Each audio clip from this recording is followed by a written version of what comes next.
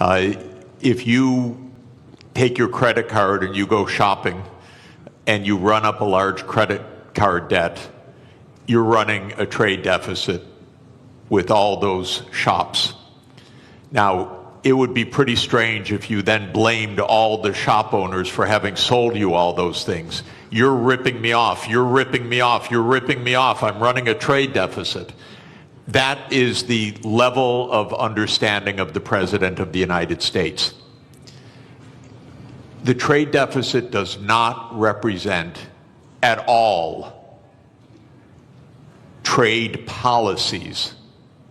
It represents spending relative to production or earnings. We call that an identity. I teach it in the second day of my course in international monetary economics. Trump never made it to the second day.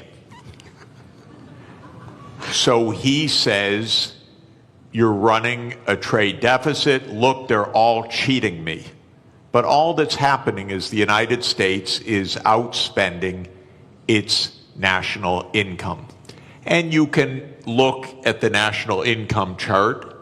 You can add up consumption and investment and government spending, and you could subtract off gross national product, and lo and behold, what will that equal? Not approximately, exactly.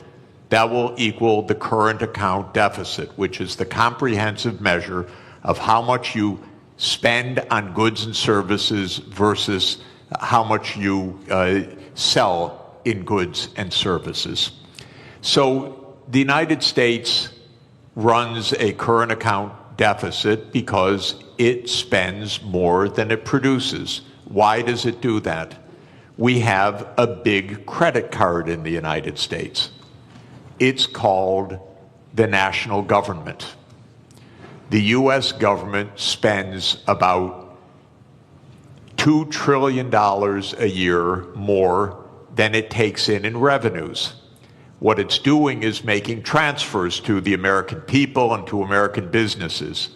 It doesn't tax Americans for those transfers because, here's another little fact, because the congressmen that vote on the budget got into office by being paid for their campaigns by rich people who don't like taxes. So the political system says spend, but don't tax us. So we run a chronic deficit in the United States.